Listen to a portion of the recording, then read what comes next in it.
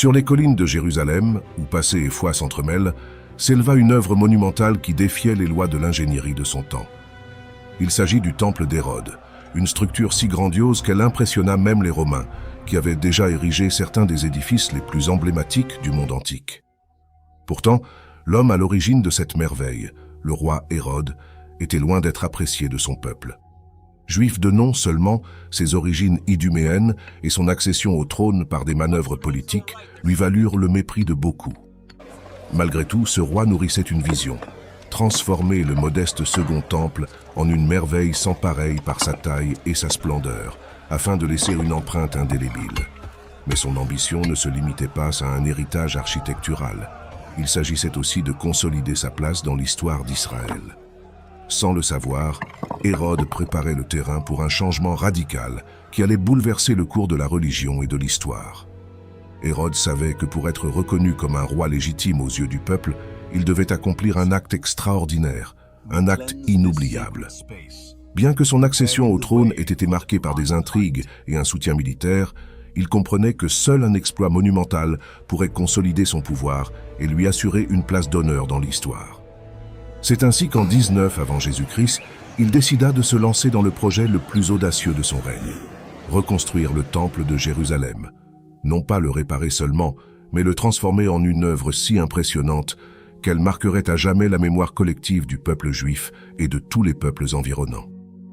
La décision d'Hérode non seulement de rénover le temple, mais d'en ériger un tout nouveau, plus grand et plus glorieux que l'original, suscita des réactions mitigées.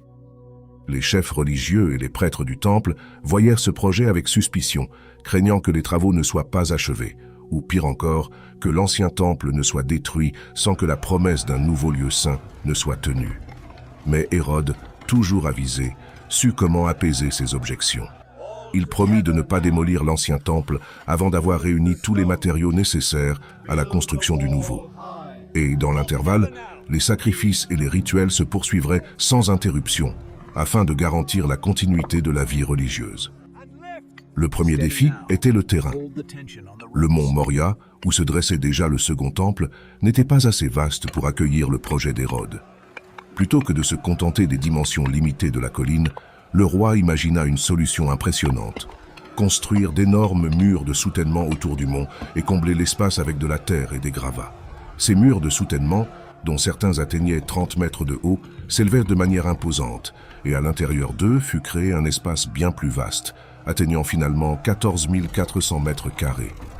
Il s'agissait du plus grand espace cérémoniel du monde antique, plus grand encore que le Forum romain. Mais la construction de ces murs n'était pas une mince affaire.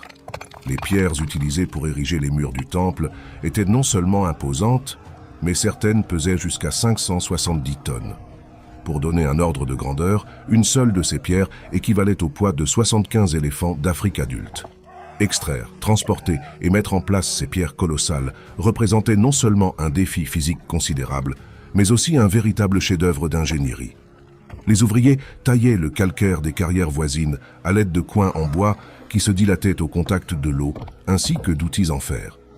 Ensuite, pour déplacer les pierres, des rampes de terre furent construites, montant progressivement jusqu'au chantier avec des rouleaux et des leviers en bois, tandis que des centaines d'hommes, à la force des bras, déplaçaient chaque bloc. Hérode ne disposait pas de machines modernes, mais il avait quelque chose que les ingénieurs d'aujourd'hui n'ont pas, le temps. Avec une main-d'œuvre quasi illimitée et un dévouement sans faille, les ouvriers déplaçaient chaque pierre millimètre par millimètre jusqu'à ce qu'elle soit parfaitement en place. Ce processus, qui pouvait prendre des semaines pour une seule pierre de 500 tonnes, s'étendit sur plusieurs décennies. Les ouvriers travaillaient sans relâche, et certains, selon les récits historiques, ne vécurent pas assez longtemps pour voir le temple achevé. Au fur et à mesure de l'avancement du projet, le temple prenait forme, et les matériaux utilisés par Hérode étaient d'une qualité incomparable. Il importa du bois de cèdre du Liban, le même que celui employé par Salomon pour la construction de son temple, et du marbre blanc de Grèce, d'une telle brillance qu'il scintillait sous le soleil ardent de Jérusalem. Chaque élément du temple était conçu pour inspirer l'admiration et l'émerveillement, de la façade dorée qui reflétait la lumière de l'aube à l'intérieur, revêtue de matériaux précieux et ornée de détails d'une grande finesse. L'entrée du temple était ornée d'une vigne d'or, dont les grappes étaient aussi grandes qu'un homme. Ce présent, offert par les familles riches de la ville, s'enrichissait au fil du temps, chaque génération y ajoutant de nouvelles feuilles et des grappes d'or pur. Ainsi, le temple était non seulement un lieu de culte, mais aussi un symbole de la puissance et de la richesse d'Hérode, une affirmation de son ambition et de son désir de laisser une trace indélébile. Le temple était divisé en plusieurs espaces sacrés, agencés en cours concentriques, chacune plus exclusive et réservée que la précédente. La cour extérieure, la cour des gentils, était le seul accès au temple pour les non-juifs. C'est là que se trouvaient les changeurs de monnaie et que l'on vendait les animaux destinés au sacrifice. Au-delà se trouvait la cour des femmes, où les femmes juives pouvaient prier, mais sans pouvoir aller plus loin. Venait ensuite la cour d'Israël, réservée exclusivement aux hommes juifs rituellement purs, puis la cour des prêtres, où étaient accomplis les sacrifices quotidiens. Enfin, au cœur du temple se trouvait le sanctuaire, divisé en deux parties, le lieu saint et le saint des saints.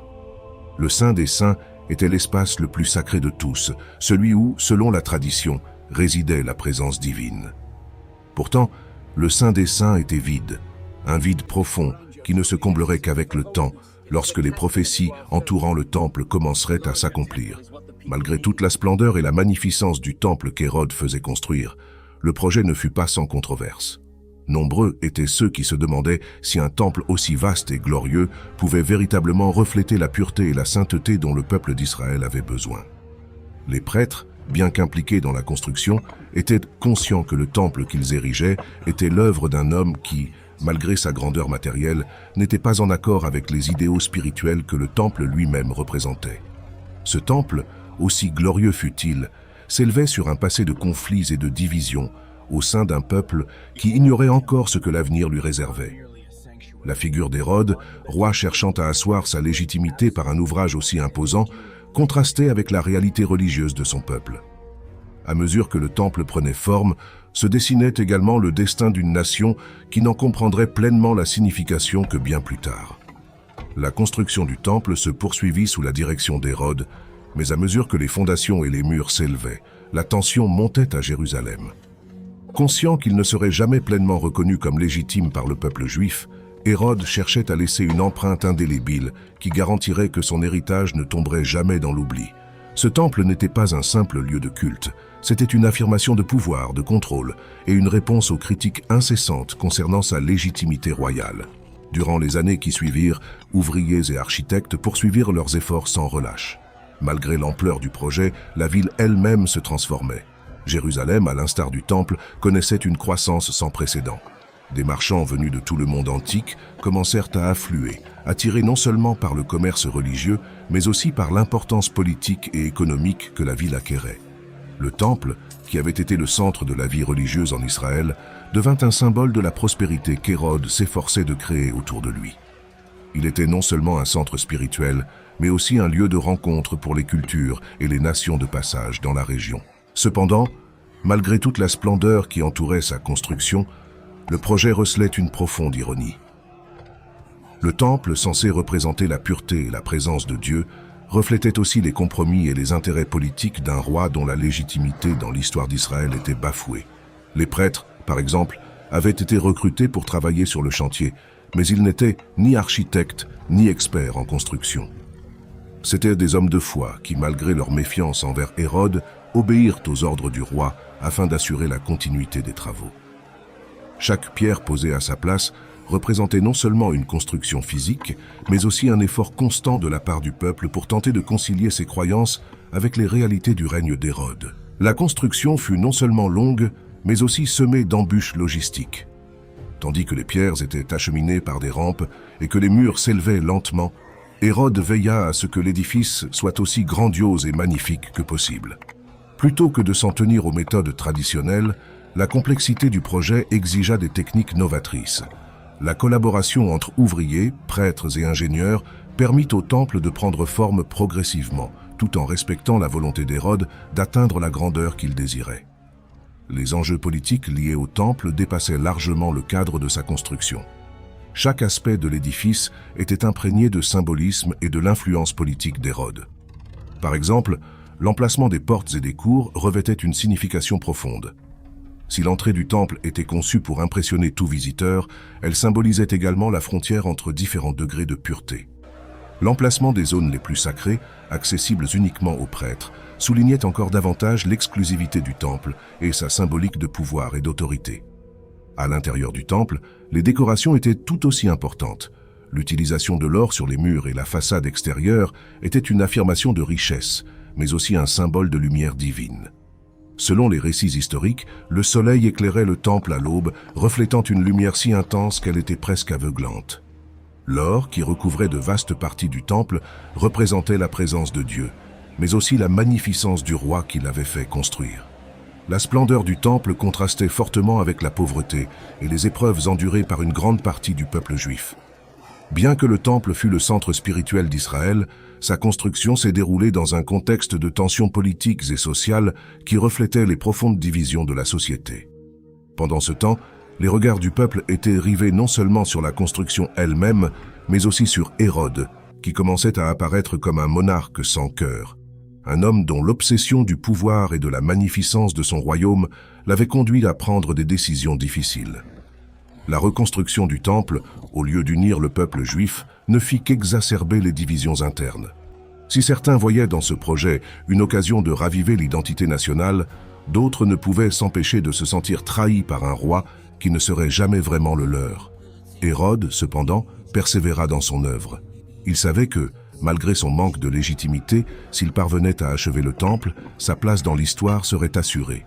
Au fil des ans, la construction progressa, mais Hérode ne vécut pas assez longtemps pour voir son œuvre achevée. Le temple était construit non seulement comme symbole de pouvoir, mais aussi comme monument destiné à assurer la pérennité de l'influence du roi après sa mort. Sous le règne de son fils, Hérode Agrippa, les dernières étapes de la construction furent achevées, mais l'œuvre entreprise par Hérode ne serait jamais vue par le roi lui-même. Bien que le temple fût finalement terminé, le souvenir d'Hérode demeura source de controverses. Certains se souvenaient de lui comme du roi qui avait rendu possible la grandeur d'Israël, tandis que d'autres le voyaient comme un homme qui avait bâti sa propre grandeur au détriment de son peuple. À l'approche de la fin du règne d'Hérode, les signes de déclin se firent de plus en plus manifestes.